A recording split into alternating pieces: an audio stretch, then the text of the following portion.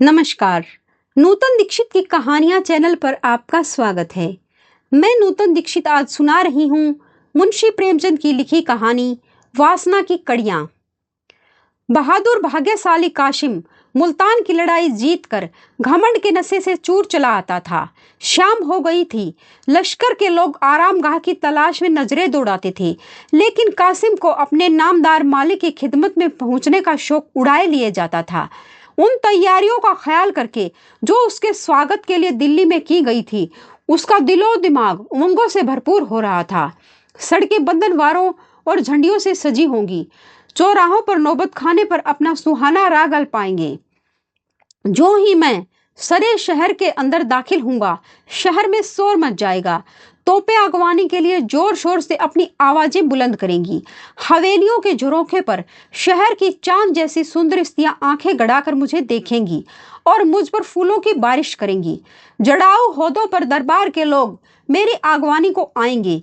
इस शान से दीवाने खास तक जाने के बाद जब मैं अपने हुजूर की खिदमत में पहुंचूंगा, तो वे बाहें खोले हुए मुझे सीने से लगाने के लिए उठेंगे और मैं बड़े आदर से उनके पैरों को चूम लूंगा।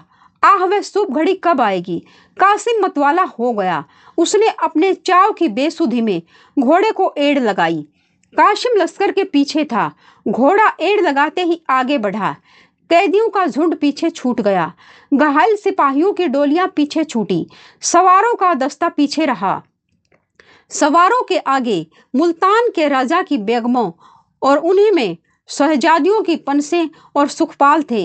इन सवारियों के आगे पीछे हथियारबंद ख्वाजा सराओं की एक बड़ी जमात थी। कासिम अपने रो में घोड़ा बढ़ाए चला आता था। यकायक उसे एक सजी हुई पालकी में से दो आंखें झांकती हुई नजर आई। कासिम ठिठक गया। उसे मालूम हुआ कि मेरे हाथों के तोते उड़ गए। उसे अपने दिल में एक कपकपी, एक कमजोरी और बुद्धि पर एक उन्माद सा अनुभव हुआ। उसका आसन खुद ब खुद ढीला पड़ गया। तनी हुई गर्दन झुक गई, नजरें नीची हुई। वह दोनों आंखें दो चमकते और नाचते हुए सितारों की तरह, जिनमें जादू का सा आकर्षण था, उसके आदिल के गोशे में बैठी। वह जिधर ताकता था, वही दोनों उमंग की रोशनी से चमकते हुए तारे नजर आते थे। उसे बर्छी नहीं लगी, कटार नहीं लगी। किसी ने उस पर जादू नहीं किया, मंत्र नहीं किया। नहीं, उसे अपने दिल में इस वक्त एक मजेदार बेसुधी, दर्द की एक लज्जत, मीठी मीठी सी एक कैफियत और एक सुहानी चुभन से भरी हुई रोने की सी हालत महसूस हो रही थी। उसका रोने को जी चाहता था। किसी दर्द की पुकार को अनसुनकर शायद भर रो पड़ता, बेताब हो जाता। उसका दर्द का एहसास जाग उठा था, जो इश्क की पहली मंजिल है। क्षण भर बाद उसने हुक्म दिया, आज हमारा यही कयाम होगा। आधी रात गुजर चुकी थी। लश्कर के आदमी मीठी नींद सो रहे थे। चारों तरफ मशालें जलती थी और तिलासे के जवान जगह जगह बैठे जमाया लेते थे, लेकिन कासिम की आंखों में नींद न थी। वह अपने लंबे चौड़े पुरलुत्फ खेमे में बैठा हुआ सोच रहा था, क्या इस जवान औरत को एक नजर देख लेना कोई बड़ा गुनाह है। माना कि वह मुल्तान के राजा की शहजादी है और मेरे बादशाह अपने हरम को उससे रोशन करना चाहते हैं, लेकिन मेरी आरजू तो सिर्फ इतनी है कि उसे एक निगाह देख लूं, और वह भी इस तरह कि किसी को खबर न हो, बस। और मान लो यह गुनाह भी हो, तो मैं इस वक्त वह गुनाह करूंगा। अभी हजारों बेगुनाहों को इन्हीं हाथों से कत्ल कराया हूं। क्या खुदा के दरबार में गुनाहों की माफी सिर्फ इसलिए हो जाएगी कि बादशाह के हुक्म से किए गए कुछ भी हो। किसी नाजनीन को एक नजर देख लेना किसी की जान लेने से बड़ा गुनाह नहीं, कम से कम मैं ऐसा नहीं समझता। कासिम दीनदार नौजवान था। वह देर तक इस काम के नैतिक पहलू पर गौर करता रहा। मुल्तान को फतह करने वाला हीरो दूसरी बाधाओं को क्यों ख्याल में लाता। उसने अपने खेमे से बाहर निकल कर देखा। बेगमों के खेमे थोड़ी ही दूर पर गड़े हुए थे। कासिम ने जानबूझकर अपना खेमा उसके पास लगाया था। इन खेमों के चारों तरफ कई मशालें जल रही थी और 5 हबसी ख्वाजा सरा नंगी तलवारें लिए ठहर रहे थे। कासिम आकर मसनद पर लेट गया और सोचने लगा, इन कमबख्तों को क्या नींद ना आएगी, और चारों तरफ इतनी मशालें क्यों जला रखी हैं।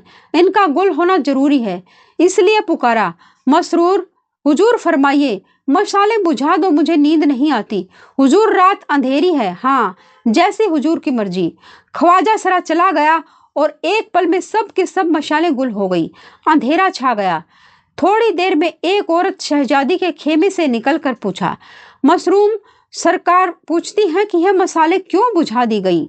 मशरूम बोला, सिपाहीदार साहब की मर्जी। तुम लोग होशियार रहना, मुझे उनकी नीयत साफ नहीं मालूम होती।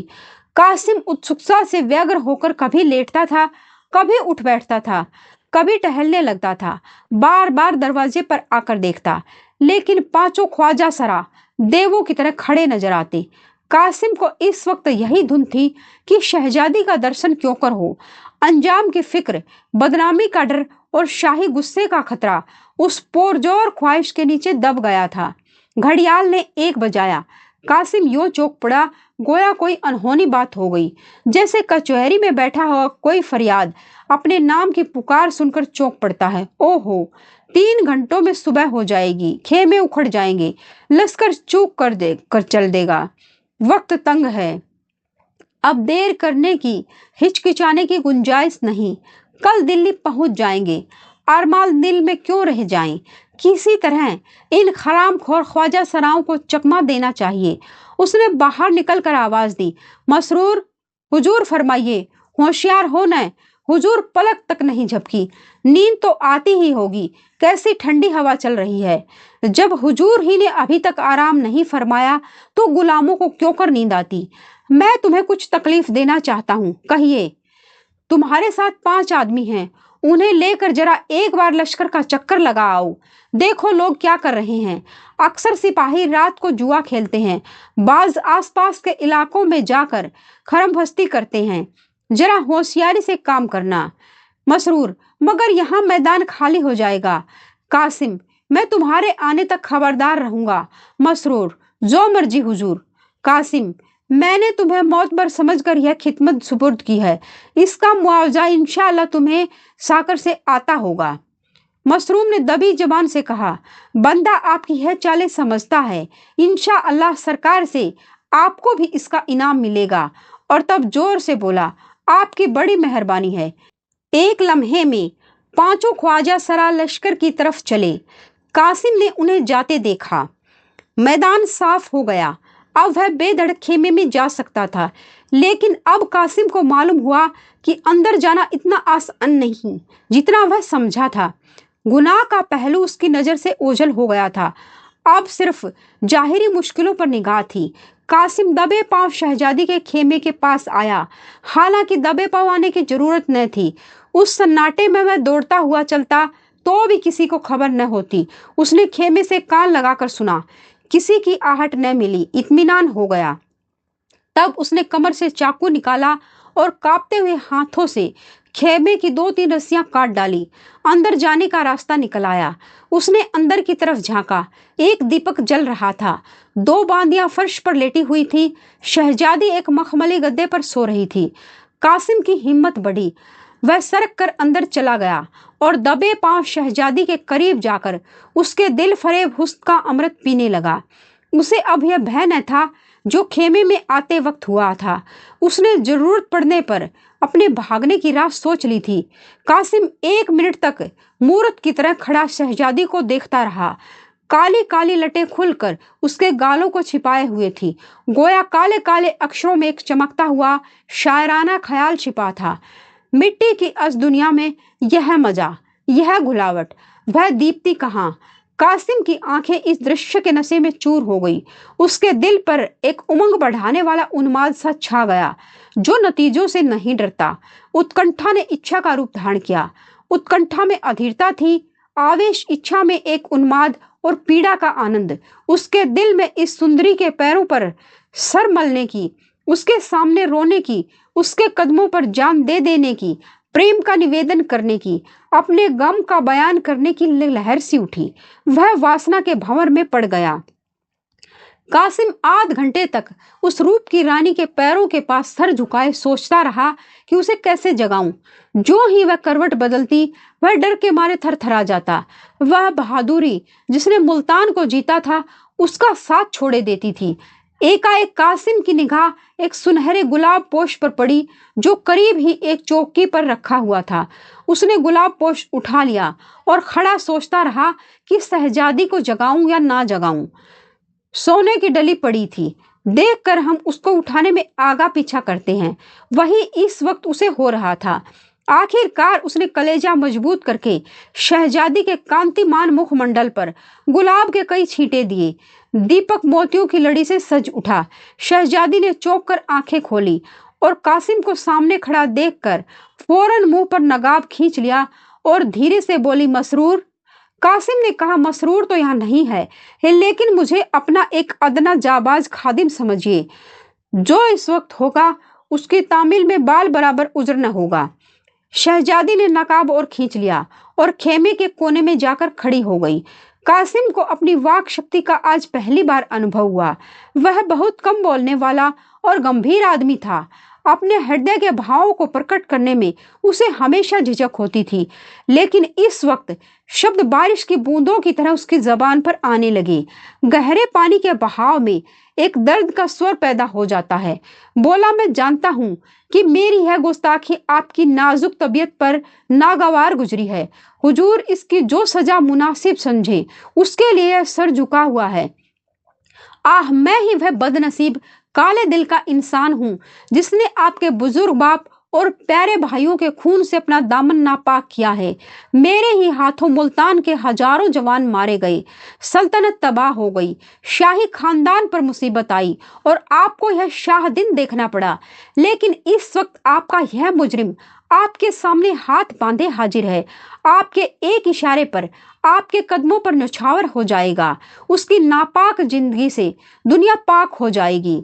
मुझे आज मालूम हुआ कि वह बहादुरी के पर्दे में वासना आदमी से कैसे कैसे पाप करवाती है। यह महज लालच की आग है, राख में छिपी हुई सिर्फ एक कातिल जहर है, खुशनुमा शीशे में बंद।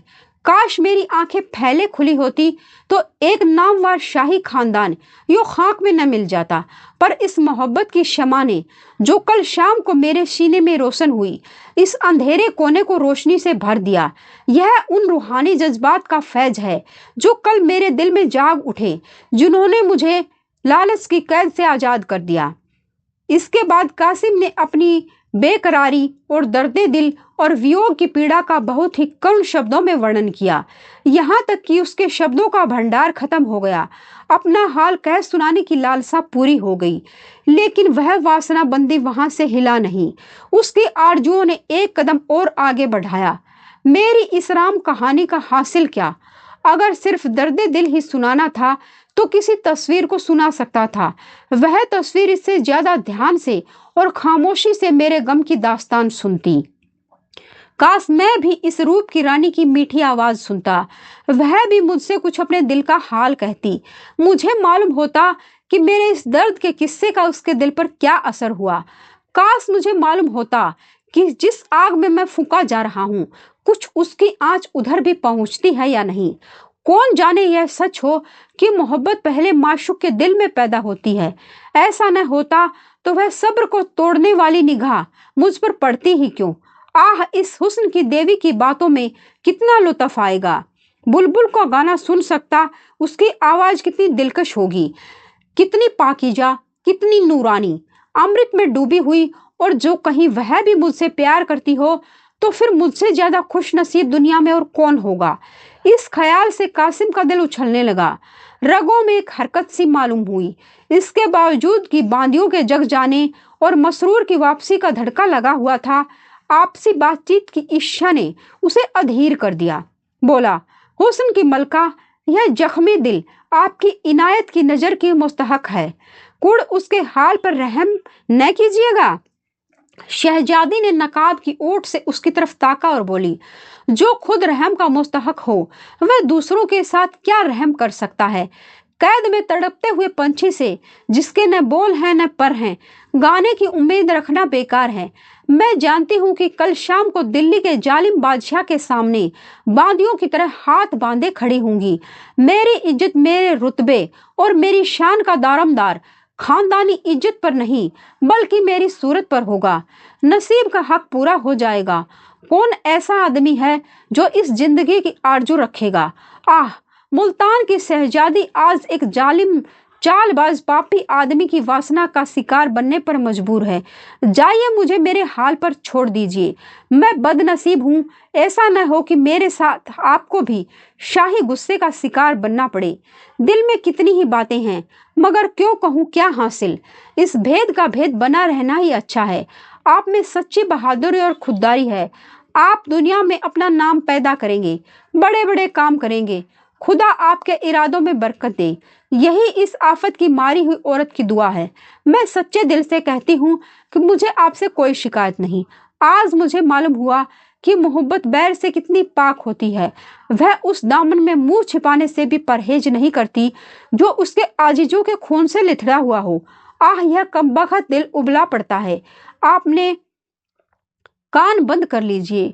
वह अपने आपे में नहीं, आपकी बातें न सुनिए। सिर्फ आपसे यही विनती है कि इस गरीब को भूल न जाइएगा। मेरे दिल में उस मीठे सपने की याद हमेशा ताजा रहेगी।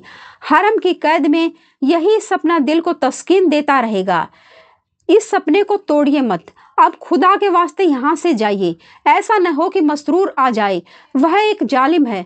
मुझे अंदेशा है कि उसने आपको धोखा दिया है। अजब नहीं कि वह यहीं कहीं छुपा बैठा हो। उससे होशियार रहिएगा। खुदा हाफिज। कासिम पर एक बेसुधी किसी हालत छा गई, जैसे आत्मा का गीत सुनने के बाद किसी योगी की होती है। उसे सपने में भी जो उम्मीद न हो सकती थी वह पूरी हो गई। गर्व से उसकी गर्दन की रंगें तन गई। उसे मालूम हुआ कि दुनिया में मुझसे ज्यादा भाग्यशाली दूसरा नहीं। मैं चाहूं तो इस रूप की वाटिका की बाहर लूट सकता हूँ, इस प्याले से मस्त हो सकता हूँ। आह, वह कितनी नशीली, कितनी मुबारक जिंदगी होती। अब तक कासिम की मोहब्बत ग्वाले का दूध थी, पानी से मिली हुई। शहजादी के दिल की तड़प ने पानी को जलाकर सच्चाई का रंग पैदा कर दिया। उसके दिल ने कहा, मैं इस रूप की रानी के लिए क्या कुछ नहीं कर सकता। कोई ऐसी मुसीबत नहीं जो झेल न सकूं, कोई आग नहीं जिसमें कूद न सकूं। मुझे किसका डर है? बादशाह का।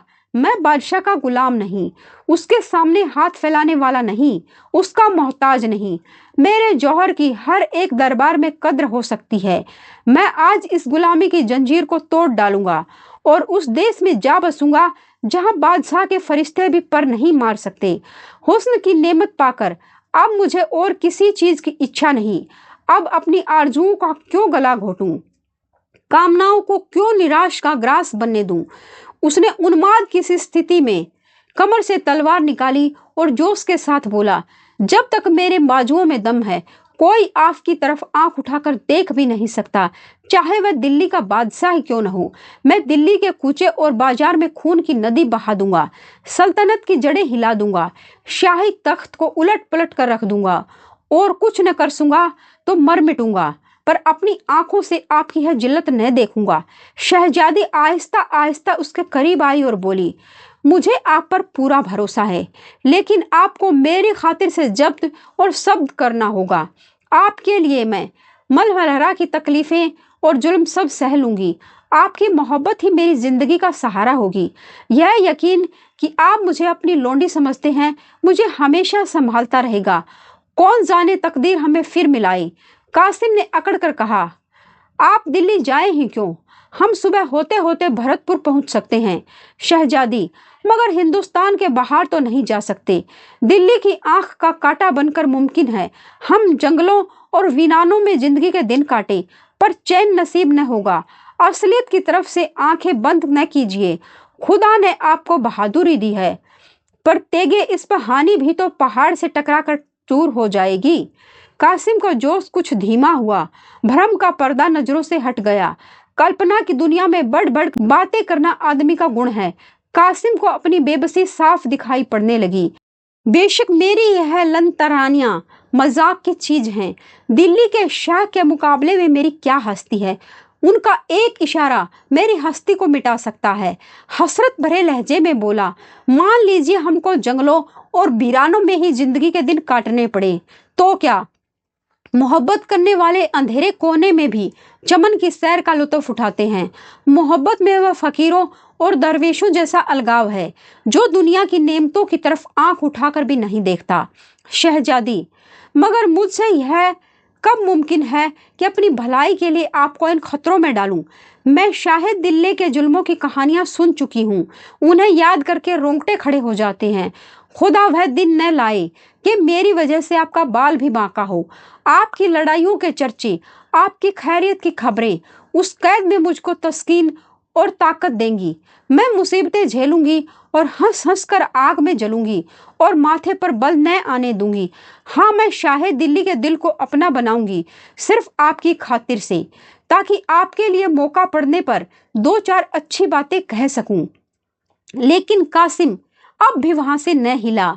उस पर आरजुएं उम्मीदों से बढ़कर पूरी होती जाती थी, फिर हवस भी उसी अंदाज से बढ़ती थी।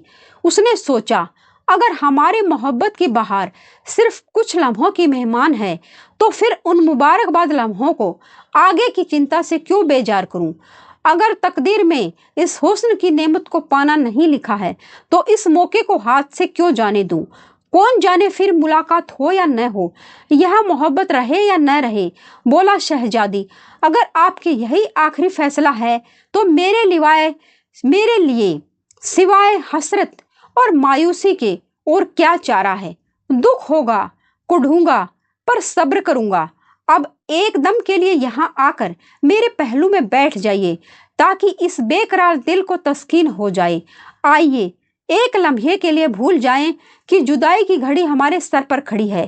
कौन जाने यह दिन कब आए। शान शौकत गरीबों की याद भुला देती है। आइए एक घड़ी मिलकर बैठे, अपनी जुल्फों की अंबरी खुशबू से इस जलती हुई रूह को तरावट पहुंचाइए। यह बाहें गलों की जंजीरें बन जाएं। अपने बिल्लोरे जैसे हाथों से प्रेम के प्याले भर भर कर पिलाइए। सागर के ऐसे दौर चले कि हम छक जाएं।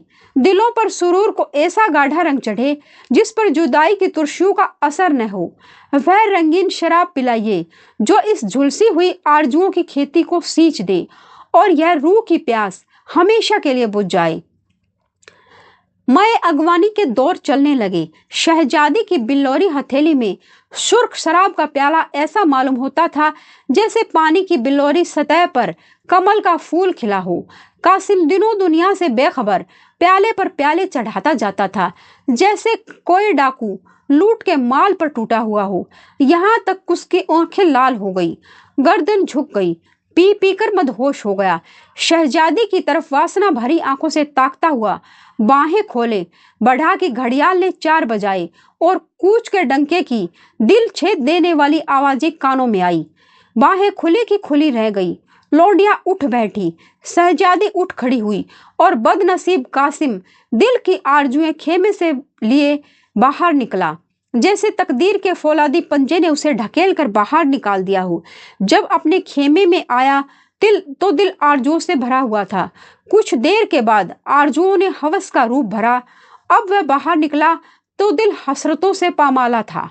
हवस का मकड़ी जाल उसके रूह के लिए लोहे की जंजीरें बना हुआ था। शाम का सुहाना वक्त था। सुबह की ठंडी ठंडी हवा से सागर में धीरे धीरे लहरें उठ रही थी। बहादुर किस्मत का धनी कासिम मुल्तान के मोर्चे को सर करके गौरव की मदिरा पिए उसके नशे में चूर चला जाता था। दिल्ली की सड़कें वंदनवारों और झंडियों से सजी हुई थी। गुलाब और केवड़े की खुशबू चारों तरफ उड़ रही थी। जगह जगह नौबत खाने अपना सुहाना राग गा रहे थे। तोपों ने आगवानी की घन गरज सदाएं बुलंद की। ऊपर झरोखे में नगर की सुंदरियां सितारों की तरह चमकने लगी। कासिम पर फूलों की बरखा होने लगी। वह शाही महल के करीब पहुंचा तो बड़े बड़े अमीर उमरा उसकी आगवानी के लिए कतार बांधे खड़े थे। इस शान से वह दीवाने खास तक पहुंचा। उसका दिमाग इस वक्त 7वें आसमान पर था। चाव भरी आंखों से ताकता हुआ बादशाह के पास पहुंचा और शाही तख्त को चूम लिया। बादशाह मुस्कुराकर तख्त से उतरे और बाहें खोले हुए कासिम को सीने से लगाने के लिए बढ़े। कासिम आदर से उनके पैरों को चूमने के लिए झुका कि यकायक उसके सिर पर एक बिजली सी गिरी। बादशाह का तेज खंजर उसकी गर्दन पर पड़ा और सरतन से जुदा होकर अलग जा गिरा। खून के फव्वारे बादशाह के कदमों की तरफ, तख्त की तरफ और तख्त के पीछे खड़े होने वाले मसरूर की तरफ लपके, गोया कोई झल्लाया हुआ आग का सांप है। घायल शरीर एक पल में ठंडा हो गया, मगर दोनों आंखें हसरत की मारी हुई दो मूर्तों की तरह देर तक दीवारों की तरफ ताकती रही। आखिर वह भी बंद हो गई। हवस ने अपना काम पूरा कर दिया। अब सिर्फ हसरत बाकी थी, जो बरसों तक दीवाने खास के दरो दीवार पर छाई रही, जिसकी झलक अभी तक कासिम के मजार पर घास फूस की सूरत में नजर आती है। आप सुन रहे थे मुंशी प्रेमचंद की लिखी कहानी वासना की कड़ियां।